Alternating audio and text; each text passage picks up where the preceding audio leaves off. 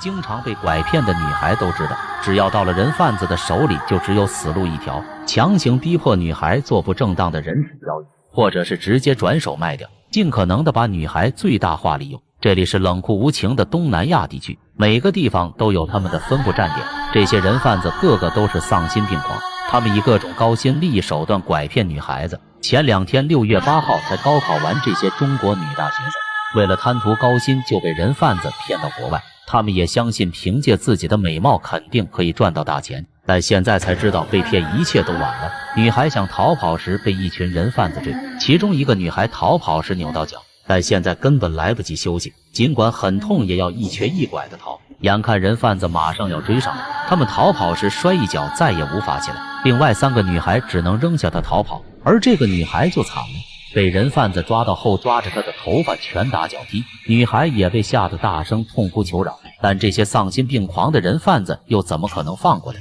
让她知道这就是想逃走的下场。其他3个女孩躲在草丛里看着瑟瑟发抖，她到现在才知道因自己的贪婪害了自己。像这种不听话的女孩，她们绝不会自己留着，人贩子可不想浪费太多的时间去调教她们，要是听话的女孩就拿去夜场陪别人，人贩子有的是方法让她们赚钱。而这个被抓到的女孩就转手卖给一个老太婆做儿媳，立马就数钱给人贩子，得到儿媳的老太婆高兴地把她带回家，为了防止她逃跑，老太婆就把她绑起来，再告诉她来到这里就要乖乖听话，不然就只有吃不完的苦，要是敢逃跑就打断她的腿。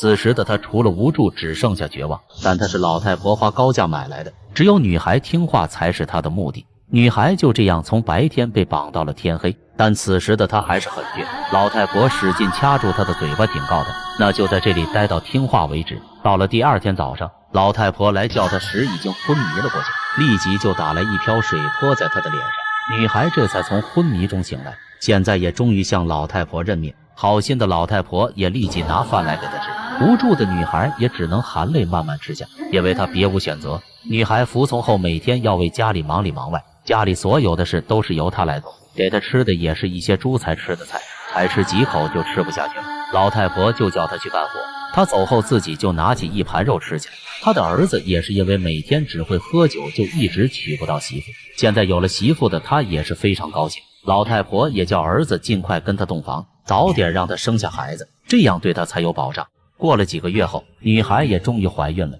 尽管是怀孕了也要让她干活，不能在家里白吃白住。老太婆安排她去跟别人干苦力活挣钱，为了防止她偷懒就在边上看着。这些重活别说是一个孕妇，就算是一个正常人做起来也非常累，但为了让她挣钱可顾不了那么多。在此也提醒大家千万不要被各种高利益所蒙骗，特别是爱慕虚荣的人，要是被骗了就是这种残忍的后果，女孩往后的日子可就更惨了。